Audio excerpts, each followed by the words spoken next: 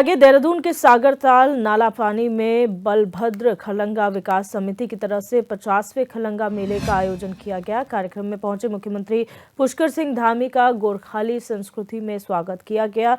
इस मौके पर सीएम धामी के साथ रायपुर से विधायक उमेश शर्मा काऊ भी मौजूद रहे। वहीं कार्यक्रम को संबोधित हुए सीएम धामी ने कहा कि आज हम देख रहे हैं कि उत्तराखंड में कई मेलों का आयोजन किया जा रहा है। ये मेले हमारी संस्कृति और विरासत को संरक्षित करने में मदद करते हैं और हमारे देश में कई ऐतिहासिक स्मारक भी हैं। सीएम धामी ने कहा कि पीएम मोदी के नेतृत्व में हम जड़ों को भी मजबूत कर रहे हैं। आपको बता दें कि ये मेला एंग्लो गोरखा युद्ध की याद दिलाता है और जिसका मुख्य उद्देश्य गोरखा सेना नायक कुंवर बलभद्र थापा, उनके वीरों और वीरांगनाओं को याद करना है। स्वागत अभिनंदन करते हैं।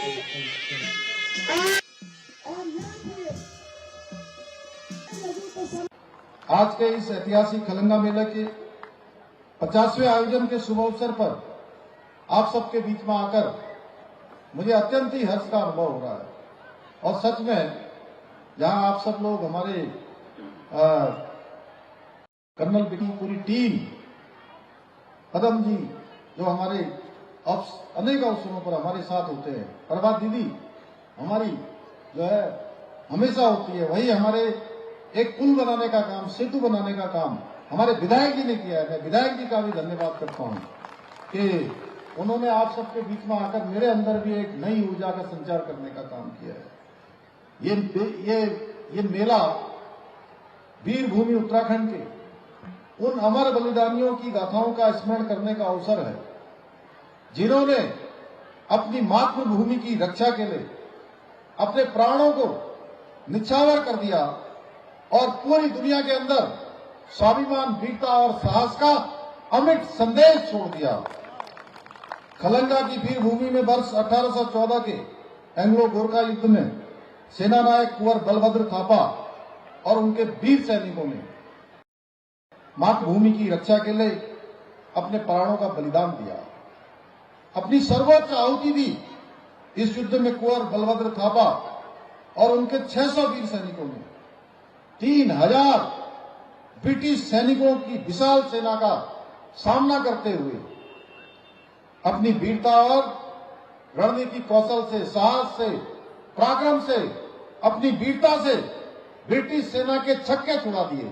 ऐसे वीर हमारे जो है बलभद्र थापा और उनके साथी थे। ये युद्ध इतिहास के पन्नों में दर्ज कोई साधारण युद्ध नहीं है, बल्कि हमारे वीर गोरखा योद्धाओं के अदम्य साहस और मातृभूमि के प्रति उनके प्रेम का प्रतीक है, जो हमेशा हमें देशभक्ति की प्रेरणा देता रहेगा। हमारे आने वाली नई पीढ़ियों को भी हमेशा उनका स्मरण कि ये खलंगा में इस प्रकार का जो मेला है, खलंगा मेला, ये क्यों आयोजित होता है, इसमें हर वर्ष इतने हजारों लोग क्यों एकत्र होते हैं। उनको प्रेरणा मिलेगी जिन्होंने मातृभूमि की रक्षा के लिए, जिन्होंने धर्म की रक्षा के लिए, हम सब की रक्षा के लिए अपने प्राणों का बलिदान किया है, अपनी आहुति दी है। ऐसे वीरों को हम हमेशा अपने स्मरण में रखें, हमेशा अपनी याद में रखें।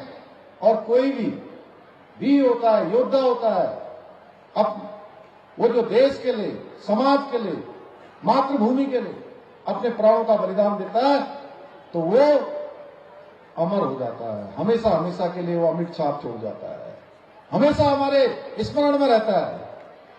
ये इस प्रकार के हमारे योद्धा थे।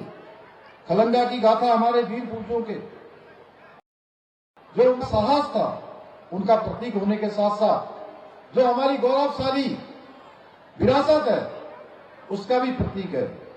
जिस प्रकार देवभूमि उत्तराखंड में मनाए जाने वाले, आज हम देखते हैं देवभूमि उत्तराखंड में अनेक मेले आयोजित होते हैं।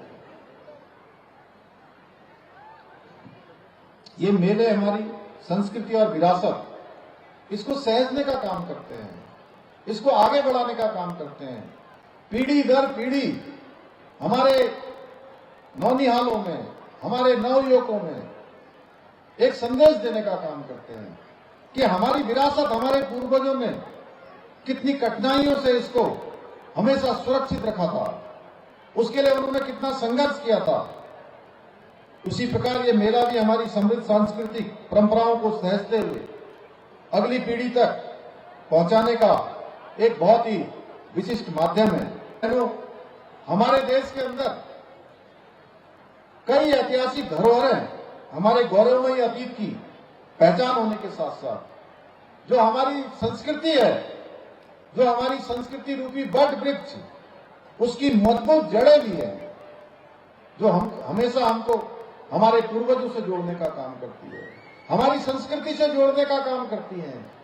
हमारी जो विरासत है, उस विरासत से हमेशा हमको जोड़कर रखती है। आज देश के अंदर हमारे आदरणीय प्रधानमंत्री श्री नरेंद्र मोदी जी के नेतृत्व में इन जड़ों को मजबूत करने का काम हो रहा है। विकास के साथ साथ विरासत को भी आगे बढ़ाने का काम हो रहा है। हमारे प्रधानमंत्री जी हमेशा कहते हैं, विकास भी होगा